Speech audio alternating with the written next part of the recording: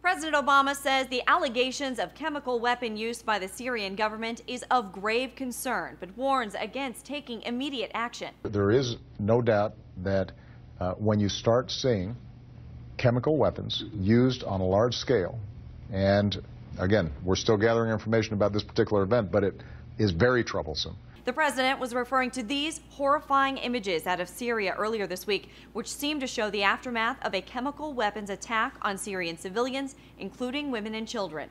Opposition activists claim more than 1,300 people were killed in the attack they say was carried out by the Syrian government, a claim yet to be verified by the United Nations. President Obama came under fire from political foes and friends in Washington and around the world after the U.S. confirmed chemical weapon use in Syria back in June, something Obama claimed a year ago would cross a threshold and force U.S. military action. But U.S. military aid to Syrian rebels has been minimal since June. The administration claims extremist factions within Syria's opposition groups stymied the U.S. from being able to provide tide-turning weaponry for fear those weapons may fall into the wrong hands. In an interview with CNN, the president was also careful not to make any definitive statements about the recent allegations until a full investigation has been conducted. UN weapons inspectors arrived in the Syrian capital, Damascus, over the weekend. The president says the U.S. does not intend to take further action until the UN delivers an international mandate. The U.S., European nations, and even Russia have called for the Assad regime and opposition forces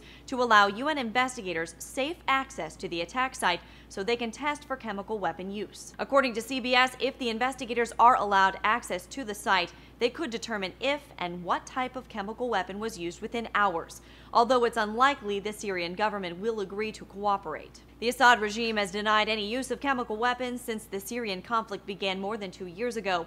The war has claimed the lives of more than 100,000 Syrians. For Newsy, I'm Megan Murphy.